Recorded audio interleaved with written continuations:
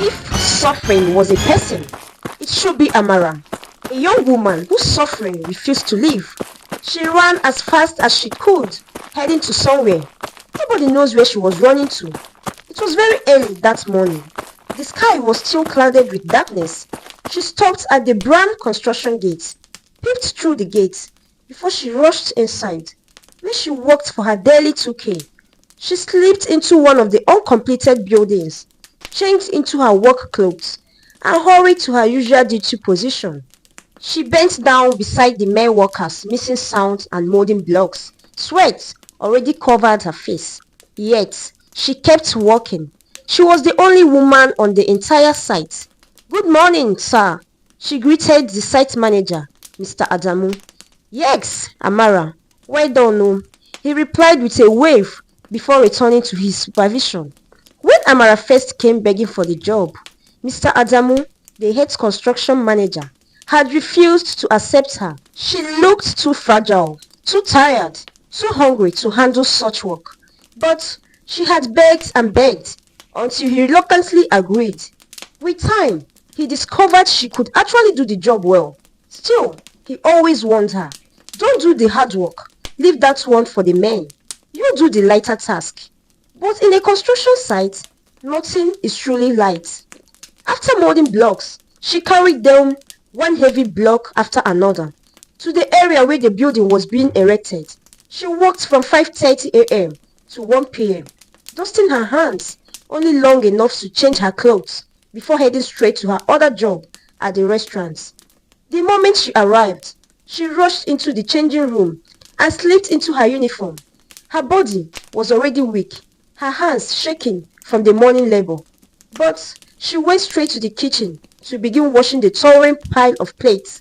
With trembling hands, she lifted trays, washed plates, wiped them, and carried them to their proper places. Just then, a loud crashing noise rose from her corner.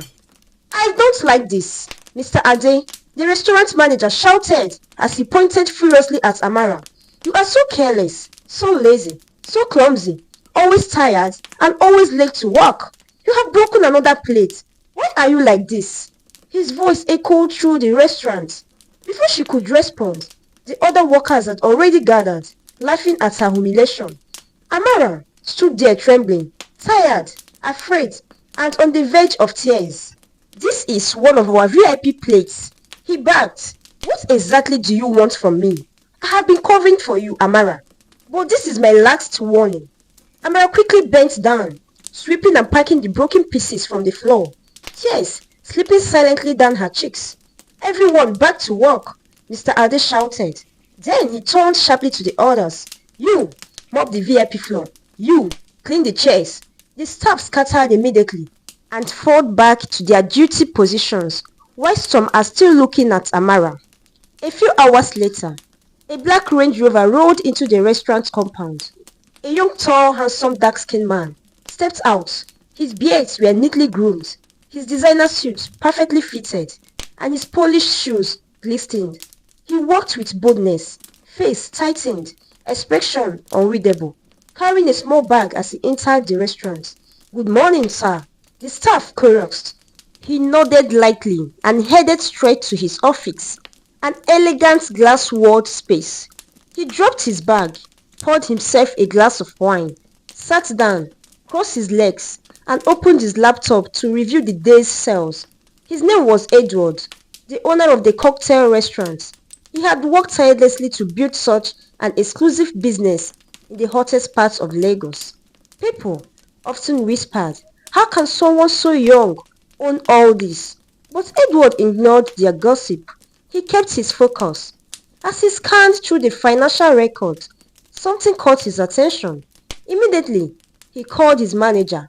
Within seconds, Mr. Ade walked in. "Sir, I need a list of this week's expenses," Edward said calmly. "And this is almost the last day of the month. Why haven't the workers been paid?" "Sir, I was going to do that today." "Please do. You can go," Edward said. Mr. Ade left the office and walked through the restaurant, observing the staff. His eyes suddenly widened. Someone was missing from her duty post. He began searching. He went through the back door and found Amara sitting with her head buried in her knees, sleeping out of exhaustion. His anger rose instantly. Amara, Amara, what is this? Customers will soon be flooding in. It's already 4 o'clock. He shook his head in disgust. The only reason I haven't sacked you is because we are short-staffed. But trust me, you will soon be replaced. I will soon fire you. And your salary, I am cutting it in half. That's your punishment. Amara fell to her knees crying. Sir, please, I need my salary for my children's school fees and feeding. Please, sir. I don't care what you need it for, he snapped. You should be grateful I even allowed you to keep this job. But your salary stays half, and that's fine now. Now go back to work. Amara wiped her face and rushed back inside. Her heart felt heavy, but she swallowed her pain. For her children, she kept pushing, carrying burdens no one knew about. By 10 p.m., the restaurant closed. Mr. Ade gathered all the workers and handed out envelopes. When Amara's turn came, he gave her a light, almost empty envelope. Her hands trembled. She opened it. There was barely enough money to feed her children for a few days, talk less of a month. She knelt down again, tears streaming. Sir, please, my children, add something for me, please. He shoved her aside. I will sack you very soon. Once I get a replacement, you are gone. Move away. The staff watched silently as Amara walked out, broken. She needed money more than anyone else in the entire company. Yet, she had no one to depend on. She had no one to defend her. She barely knew the CEO, Edward. He rarely interacted with staff. He was strict, reserved, always in his office. As usual, after work, Amara went to the kitchen dustbin. She pulled out her nylon bag and began picking leftover food. Jollof rice, fried chicken, coconut rice. She mixed everything in her bag. A voice called her from behind. Amara! She turned. It was Bisola, the assistant chef. Bisola hurried over and handed her a small nylon bag. Take this for your kids and this juice. One customer didn't finish, so I saved it for your children. I know they like juice. Thank you, Amara whispered, forcing a weak smile. What they didn't know was that Edward was upstairs, watching everything through his glass office window.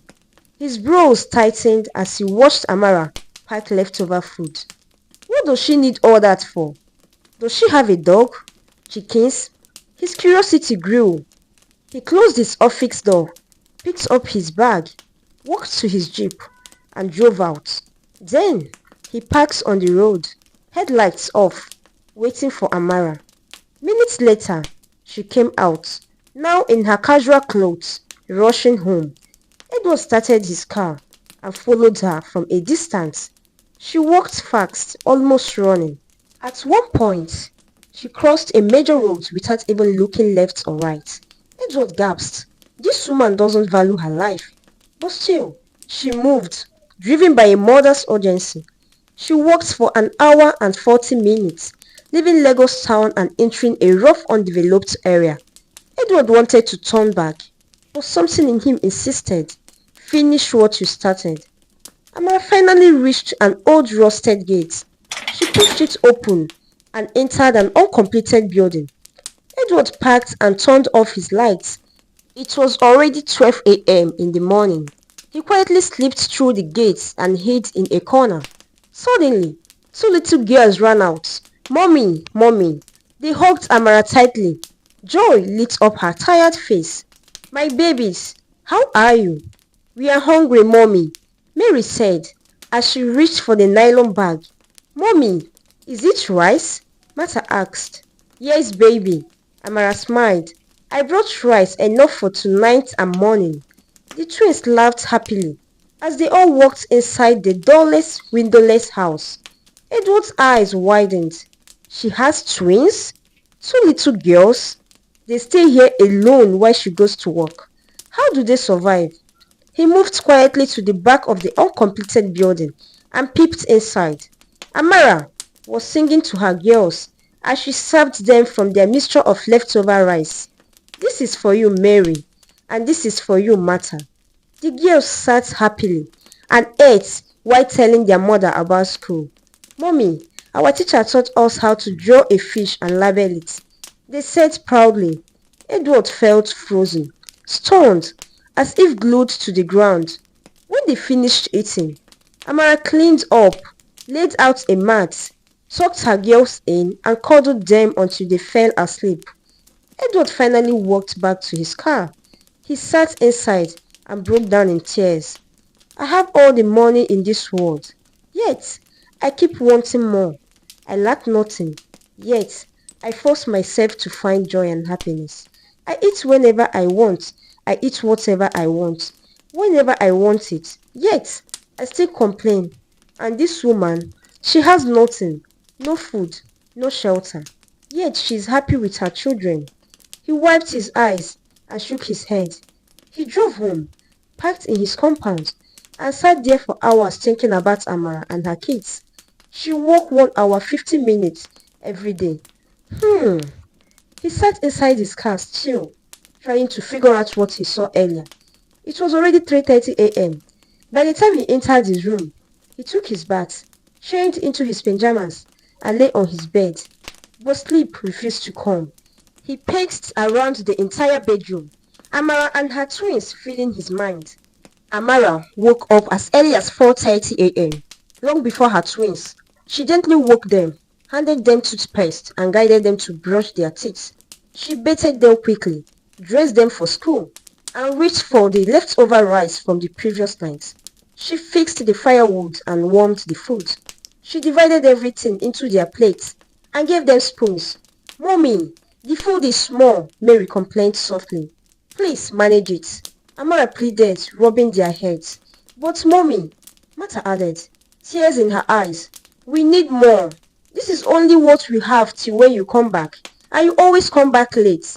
My babies, manage it today. I will bring plenty food when I'm coming back," she promised, trying to smile. The girls quietly ate the small food and drank the leftover juice. While they ate, Amara rushed to shower and dress up. When they were done, all three of them stepped out together. She took them to their school. It was a small local school where teachers always came late. As usual, she left the twins with the security guard, who watched over them until the teachers arrived. Then, she hurried off to the construction site.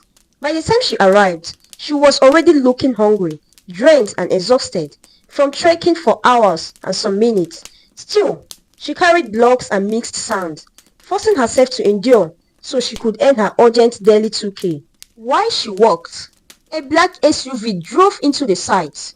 A tall, handsome, dark-skinned man with a well-groomed beard stepped down, wearing glasses as he inspected the area. Immediately, Mr. Adamu rushed towards him. "Good morning, sir," he said, bowing slightly. "Adamu, how far?" Edward asked. "I am fine, Oga Edward. How work now? Hope everything is okay." Before Adamu could continue, Edward sniffed. His eyes had landed on Amara, carrying a heavy block on her shoulder. "What?" Edward removed his glasses sharply. "She!" He pointed towards her. "What is a woman doing here? Not just any woman. Her!" Adamu stammered, confused. "Sir, she begged me for days for the job. I refused at first, but she kept coming. I felt she must be going through something. She really needed the money, so I allowed her." "You allowed her?" Edward's voice was stern. "Pay her off. Double her money. I don't want to see her here again. That's an instruction." "Yes, sir." Adamu nodded nervously. Edward entered his SUV and drove off. Quickly, guilt eating at him. She! That lady is really suffering. Where is her husband? Doesn't she have one? Why is she suffering alone with her kids? How do I even help her? His mind refused to rest. Back at the site, Amara continued walking until Adamu approached her. "Amara, take this. This is for 2 days' job. I don't want to see you on this site again." She blinked, confused. "Oga Adamu, leave me now. Leave joke now. Early morning joke no dey good like this." "I'm serious," he said firmly. "Please, you must leave now before I lose my job." The instruction came from above. He handed her the money and walked away. Amara froze, staring at the 4,000 naira in her hand. Her shoulders dropped as tears overflowed. She fell to the ground, rolling in the dust in despair. But she had no choice. She changed her clothes and dragged herself back to the restaurant. The moment she stepped inside, late as usual, Mr. Ade met her with a letter in his hand. Go away and never return. You are sacked. Your services are no more longer needed. Please, sir, my children, my twins, what will they eat? Please, sir, have mercy. Please, for the sake of my children. She collapsed to the ground crying, begging Mr. Ade. But Mr. Ade turned away coldly and instructed the security guards not to let her in. They blocked her path and ignored her tears. Amara stared at the gate for hours, begging, pleading, weeping. No one listened. Eventually, she stood up and walked away slowly, like someone who had lost all hope. Her steps were heavy, her clothes coated with dust, her eyes swollen and red, her slippers worn out and torn. That evening, Edward drove into the restaurant compound. The guilt still weighed heavily on him. He walked straight into his office and called his manager. Mr. Ade, come to my office. Bring the names of all the staffs. Within minutes, Mr. Ade entered. Sir, here is the list. How many staff are there? 82, sir. Good, Edward said, bringing out a large bundle of cash. Share this among them. Each person should get at least 70,000. It's my way of appreciating them for their hard work. Mr. Ade's eyes widened. Really? Sir, are you sure all is well? Sir, they just collected their salaries last week. Why are you paying them again? Ade, just do as I said. Mr. Ade nodded and left with the money. Edward leaned back, feeling a strange satisfaction. Yes, this will help her. She won't need to break her back walking. This will go a long way for her and her twins. He smiled, thinking he had finally done something meaningful for Amara. But he didn't know that she had been sacked earlier that day. He didn't even know her name. When he browsed the staff list, he didn't realize anything was missing. He only noticed a new name added to the restaurant team. He called for Mr. Ade again. Ade, you didn't tell me we have a new staff member. So, who left? Oh, sir, a lady. I sacked her today. She's always late to work. A lady? What's her name? Edward asked. Her name is Amara. Edward's heart turned. Amara? I know that name. Sir, she's the little curvy one. Always tired, always hungry. Lazy. The one with the enough! Edward snapped. He already knew. Amara was the same woman he had followed home. The same woman he saw at the site. The same woman whose suffering moved him to help. Where is she? He demanded. Sir, calm down. Are you okay? Ade, where is she? I don't know. She left a while ago. Edward bolted out of the office, rushed into his car, and sped off towards the uncompleted building where Amara lived. Fear gripped him. She just lost 2 jobs in one day. What if she does something harmful? I must find her. When he arrived at the spot, shock hit him. The building had been demolished. Someone had bought the property days earlier. Amara and her children had already left. No trace, no sign. He ran around, asking people on the street. They told him the same thing. She and her kids left a few days ago. Edward dropped to his knees beside his car. Oh no! I could have helped her. I saw her pain. I knew her struggles. Why did I waste so much time? He sat in the dirt, crying helplessly. Just then, heavy rain began to pour, drenching him completely. God, help me. I need to find her. He stood up slowly, entered his car, and drove off under the pounding rain. Edward drove through different parts of the city, under the heavy rain, searching desperately, his heart pounding with fear and guilt. But Amara and her kids were nowhere to be found. Soaked and frustrated, he finally reversed his car, headed home, hoping to continue his search tomorrow. His mind was clouded, and anger carried his foot on the accelerator. As he turned sharply onto another street, his tires cut through a pool of rainwater, splashing it all over a woman and 2 small children sitting on the ground, with only a small umbrella covering their heads. The children screamed. Edward glanced through his window and froze. It was Amara and her twins. He slammed the brakes, jumped out of the car, and ran to them. Without thinking, he wrapped his arms around all three of them. Relieved, washed over him like a flood. Amara, still shocked, stepped back slightly. Sir Edward, what are you doing in this local part of Lagos? Why are you here? And why are you helping us like this? Amara, don't worry. You and your twins are safe from now. Please, come inside the car, he said softly. He helped them up gently, ushered them into his car, and drove straight to his mansion in Banana Island, Lagos. When he parked in his compound, he opened the car doors for them himself. He led them inside, gave them warm water to bathe, handed them clean clothes, and served them food. Amara and her children ate with a hunger that tore Edward's heart open. The twins devoured the rice and chicken.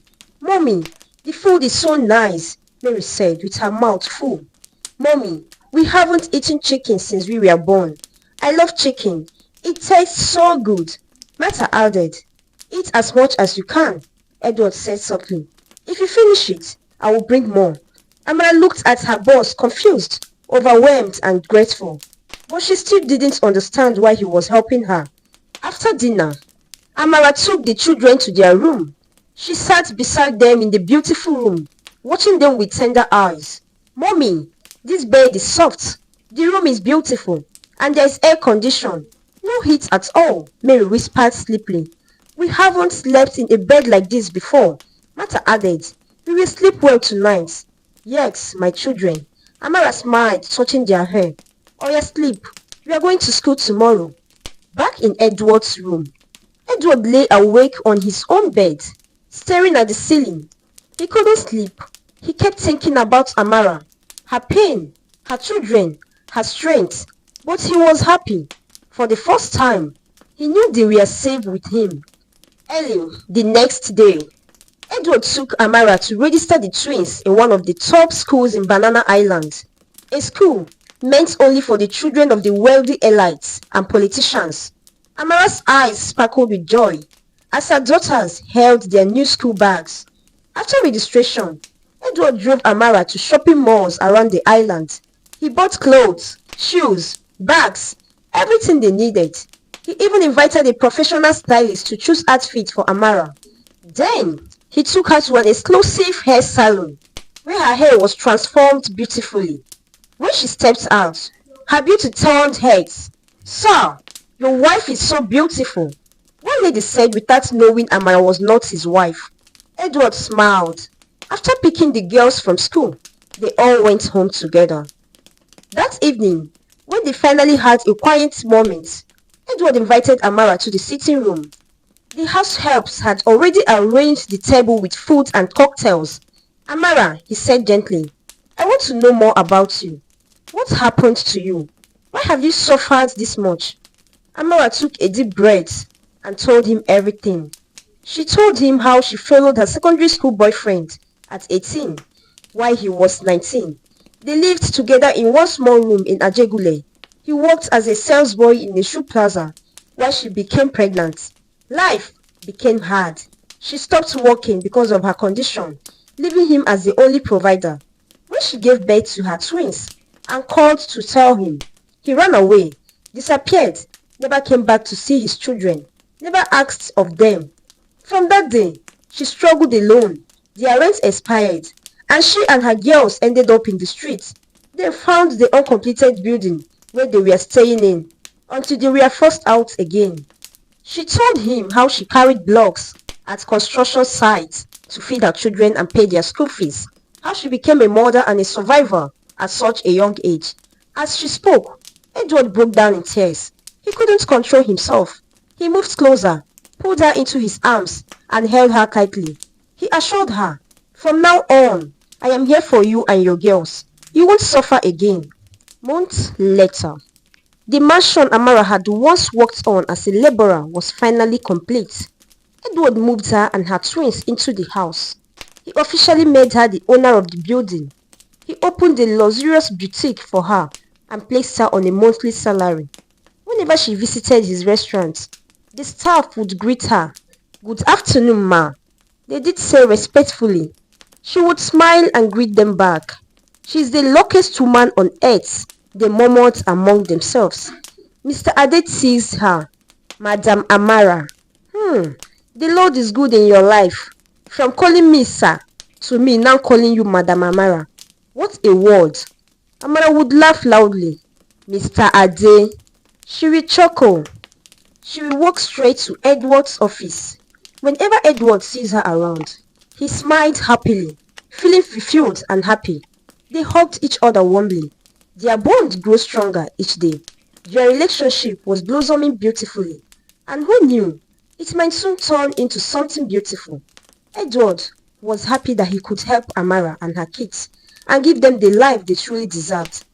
He turned Amara's life around, changing her into a beautiful, classy woman. This story reminds us that kindness is never wasted. A single act of compassion can change someone's entire life. When we use our blessings to lift those who are struggling, we become the reason hope returns to their hearts. Edward helped Amara when she had nothing, and in the end, that kindness brought joy, peace, and unexpected blessings into his life too. Kindness pays. Help people, especially when you are better than them, because you never know how your goodness can transform a destiny.